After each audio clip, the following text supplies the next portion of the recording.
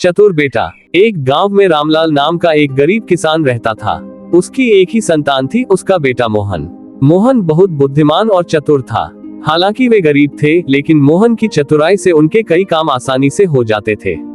एक दिन गांव के जमींदार ने रामलाल से कहा, अगर तुमने मेरे 3 सवालों का सही जवाब नहीं दिया तो तुम्हें अपनी जमीन छोड़नी पड़ेगी। रामलाल बहुत घबरा गया और उदास होकर घर लौटा।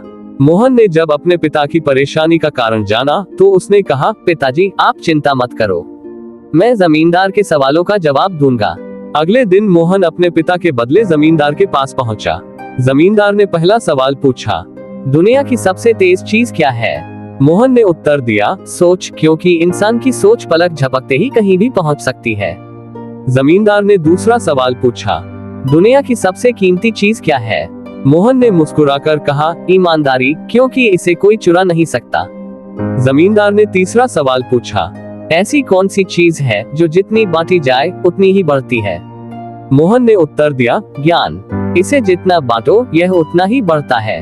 जमींदार मोहन की बुद्धिमत्ता से बहुत प्रभावित हुआ और बोला, तुम सच में बहुत चतुर हो। तुम्हारे पिता को अपनी जमीन नहीं छोड़नी पड़ेगी, बल्कि मैं तुम्हें इनाम में और भी जमीन देता हूँ।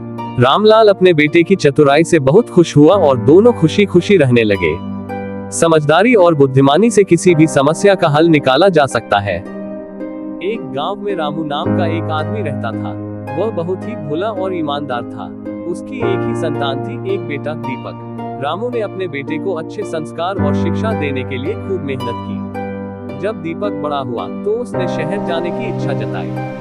रामू ने उसे खूब समझाया, बेटा, दुनिया बहुत बड़ी है, लेकिन वहाँ सब अपने जैसे नहीं होते। भरोसा सोच समझ कर करना। दीपक ने हंसकर कहा, पिताजी चिंता मत कीजिए, मैं सब समझता हूँ। शहर जाकर दीपक ने एक अच्छी नौकरी पाली। वहीं उसकी दोस्ती कुछ नए लोगों से हुई जो उसे बड़े सपने दिखाने लगे। उन्होंने उसे बताया कि अगर वह एक बड़ा इन्वेस्टमेंट करेगा तो उसे बहुत मुनाफा होगा। दीपक उनके झांसे में आ गया और अपनी सारी जमा पूंजी उनके हवाले कर दी। कुछ ही दिनों में वे लोग पैसे लेकर गायब हो गए। जब दीपक ने उन्हें ढूंढने की कोशिश की तो पता चला कि वे ठग थे। ये जानकर दीपक के होश उड़ गए। न पैसा बचा, न ही भरोसा। हारकर वह गांव लौट आया। उसकी हालत देखकर रामू ने प्यार से सिर पर हाथ फेरा और कहा, बेटा, मैंने पहले ही समझाया था, लेकिन कोई बात नहीं। धोखा खाने से ही इंसान सीखता है। दीपक ने अपने पिता की बात को महसूस किया और ठान लिया कि अब वह बिना सोचे समझे किसी पर भरोसा नहीं करेगा। इस घटना ने उसे जीवन का एक बड़ा सबक सिखा दिया।